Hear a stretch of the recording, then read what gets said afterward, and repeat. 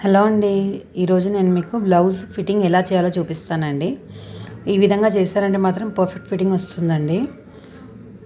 ఇప్పుడు ఇది వచ్చేసి బ్లౌజ్ నేను కొలుస్తున్నాను చూడండి. కింద నడుము పాటు కొలుస్తున్నాను. కాజపట్టి వదిలేసుకున్నాక చూసుకుంటే మనకి 30.5 పైన ఒక పాయింట్ వచ్చిందండి. సో ఇప్పుడు ఒక పాయింట్ వదిలేసుకున్నా పర్వాలేదు. 30.5ని 4 పార్ట్స్గా డివైడ్ చేయాలి. అది నార్మల్గా క్యాలిక్యులేటర్లో కూడా చేసుకోవచ్చు అండి. లేదు అంటే ఇలా టేప్ని 4 మడతలు వేయాలి. అంటే 1 నుంచి 30.5 వరకు ఇలా ఫోల్డింగ్ చేసుకోవాలండి. 2 మడతలు అవుతాయి కదా, మళ్ళీ దాన్నే ఇంకో 2 మడతలు వేసుకుంటే మొత్తం 4 మడతలు అవుతాయి. అప్పుడు మనం చూసుకుంటే 1 నుంచి 7.5 పైన ఒక పాయింట్ వస్తుందండి.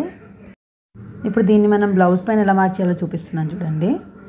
బ్లౌజ్ని ఇలా ఉల్టా వైపుకి ఫోల్డ్ చేసుకోండి. ఇక్కడ డాట్స్ ఉంటాయి కదండి బ్యాక్ వెనకాల వైపున. నేనైతే డాట్స్ పర్ఫెక్ట్ మార్కింగ్ పైనే కుట్టిస్తాను కాబట్టి కరెక్ట్గా వచ్చేస్తుందండి. ఇలాగా ఈ 2 డాట్స్ని కరెక్ట్గా పట్టుకోవాలి. తర్వాత ఇప్పుడు అక్కడ ఇది మిడిల్ కదండి, అక్కడ నుంచి టేప్ పెట్టుకోవాలి. ఇప్పుడు మనకి ఒక భాగం ఎంత వచ్చిందంటే 7.5 పైన ఒక పాయింట్. సో ఇప్పుడు నేను అదే మార్క్ చేస్తున్నాను అక్కడ. ఇలా గట్టిగా పట్టుకొని క్లాత్ సేమ్ అదే వెనకాల కూడా వేసుకోవాలన్నమాట ఈ విధంగా. సో ఇప్పుడు వెనకాల మార్కింగ్ అయితే అయిపోయిందండి. ఫ్రంట్ వైపుకి వేసేటప్పుడు ఏంటంటే మనం ఎప్పుడు కాజపట్టిని కౌంట్ చేసుకోకూడదు. ఇప్పుడు నేను ఇది బ్లౌజ్ ఏంటంటే హుక్స్ పెట్టేసి ఉందండి.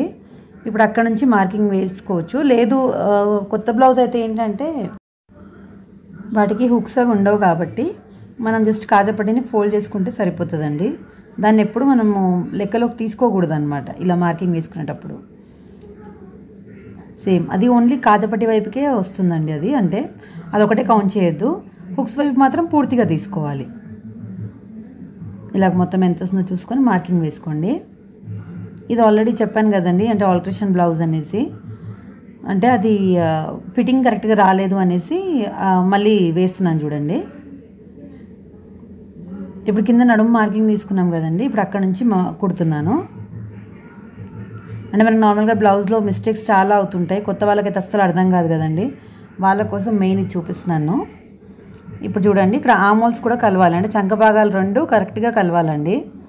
ఇప్పుడు ఆ లైన్ ఒకటి పైన కింది కొంచెం చూడండి, అది కరెక్ట్గా వస్తేనే ఫిట్టింగ్ అంతా పర్ఫెక్ట్గా వస్తుందండి. ఇప్పుడు ఆ 2 చంక భాగాలు కలవాలంటే ఈ ఫ్రంట్ వైపు ఎక్కువ ఉంది కదండి, సో మనము ఈ సైడ్ డాట్ని ఇంకొంచెం వేసుకోవచ్చు. ఆల్రెడీ వేసే ఉంది అందులో, ఇంకా వేస్తున్నాను. ఏం అంటే వేస్తే కూడా ఏం ప్రాబ్లం ఉండదండి. అసలైతే ఈ బ్లౌజ్ మనం అంటే హ్యాండ్స్ జాయిన్ చేసేటప్పుడే చూసుకుంటే కూడా ఇంత టెన్షన్ ఏమి ఉండదండి. ఫస్టే చూసుకోవాలి. నేను మీకు నెక్స్ట్ వీడియోలో అది ఎలా చూసుకోవాలో కూడా చూపిస్తానండి. ఇప్పుడు చూడండి, లైన్స్ అయితే కలిసాయి కదా. ఇప్పుడు మెయిన్ ఆమోల్ వరకు, ఇప్పుడు ఆమోల్ మెజర్మెంట్ ఎలా తీసుకోవాలో కూడా చూపిస్తానండి నేను ఇందులో. ఇప్పుడు మన ఆది బ్లౌజ్ ఉంది కదండి, దాన్ని ఇలా షోల్డర్లో కరెక్ట్గా మధ్యలో పట్టుకొని లాగాలన్నమాట. ఇలాగా అలా లాగినప్పుడు మీకు ఎంత వస్తుందో మార్కింగ్ తీసుకోండి. అది ఇప్పుడు ఇంకా షోల్డర్ పైన టేప్ పెట్టేసి లాగుతున్నాను చూడండి. మన ఆమోల్ దగ్గర కుట్టు వరకు, అంటే చంకభాగం దగ్గర ఉన్న కుట్టు వరకు లాగాలి. ఇప్పుడు అందులో వచ్చేసి 8.5 వచ్చిందండి, 8.5. మామూలుగా అయితే ఈ మిడిల్ ఎప్పుడు ఈ కుట్టు లైన్ దగ్గర నుంచి తీసుకోవాలి మనం, అలా అది కరెక్ట్గా ఉండాలి. ఇది కొంచెం పాత బ్లౌజ్ కాబట్టి కొంచెం అది సాగినట్టుంది అది. ఇప్పుడు ఇందులో చూపిస్తున్నాను చూడండి, నేను కుట్టు లైన్ నుంచే తీసుకుంటున్నాను షోల్డర్ దగ్గర. ఈ విధంగా మార్కింగ్ వేసుకోవాలి. అంటే ఇప్పుడు మనం సీదా వైపు నుంచి చూస్తేనేమో మనకు తెలుస్తుంది, అర్థమవుతుంది చూడండి. ఇప్పుడు మీకు ఇది అక్కడి నుంచి మార్కింగ్ వేశాను, ఇది అనమాట ఈ లైన్. అంటే ఉల్టా వైపున కూడా అదే లైన్ నుంచి మార్కింగ్ వేసుకోవాలి. అంటే ఫ్రంట్ బ్యాక్ 2 కరెక్ట్గా ఉండాలండి మార్కింగ్ లైన్. కొంతమందికి ఇట్లా భుజం ముందుకు వెళ్ళిపోతుంది, మళ్ళీ వెనక్కి జారుతుంది అని అంటారు కదండి, అది మెయిన్ ప్రాబ్లం దీనివల్లనే అనమాట. ఇప్పుడు ఇది మార్కింగ్ వేసుకున్నాక కూడా చూపిస్తున్నాను చూడండి, ఆమోల్స్ కూడా 2 కలిసాయి.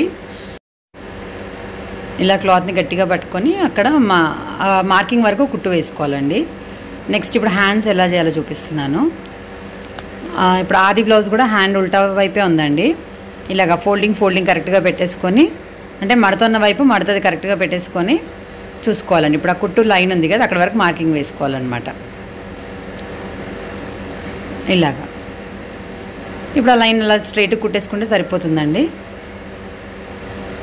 కంపల్సరీ లాస్ట్కి రఫ్ వేయాలండి. స్టార్ట్ చేసేటప్పుడు రఫ్ వేయాలి, తర్వాత లాస్ట్ కూడా రఫ్ వేయాలి. పక్కన ఇంకా ఎక్స్ట్రా 2 కుట్లు వేసుకోవాలండి. ఇప్పుడు తర్వాత మళ్ళీ ఇంకో సైడ్ వేసేటప్పుడు మళ్ళీ చూపిస్తున్నాను చూడండి. ఇదిగోండి, ఇది కూడా సేమ్ అదేమైనా ఎక్కువ తక్కువ ఉంటే ఎలా కలుపుకోవాలో చూపిస్తున్నాను. సేమ్ అది ఎక్కువ అండి, మళ్ళీ సైడ్ డాట్ ఒకటి పట్టేసుకోవచ్చండి. ఒకవేళ వెనకాల భాగం ఎక్కువ ఉంటే మాత్రము ఈ చంక భాగం దగ్గర కొంచెం కుట్టు ఎక్స్ట్రా తీసుకొని మనం అందులో కలిపేసుకోవాలి చేతి దగ్గర. ఇప్పుడు దీంట్లో అట్లా లేదు, నేను అది చూపించలేకపోయాను. నేను నెక్స్ట్ టైం మళ్ళీ నెక్స్ట్ వీడియో చేసినప్పుడు అది చూపిస్తానండి. నేను ఇలాగా నార్మల్గా అయితే ఎప్పుడు ఎక్కువ ఫ్రంట్ వైపే ఎక్కువ ఉంటుంది. సో ఇప్పుడు కలిసింది చూడండి లైన్స్, ఇందులో క్లియర్గా ఉంది. ఇంకెప్పుడు కిందైతే ఆల్రెడీ మనం మార్క్ వేసుకున్నాం కదండి, సేమ్ అదే మార్కింగ్ లాగా చేసుకొని ఇంకా హ్యాండ్స్ ఆమోలు సేమ్ నేను చెప్పినట్టు జాయిన్ చేయండి. ఇప్పుడు ఇది కొలుస్తున్నాను చూడండి, అంటే అది మనకు 30.5 పైన ఒక పాయింట్ వచ్చింది కదా.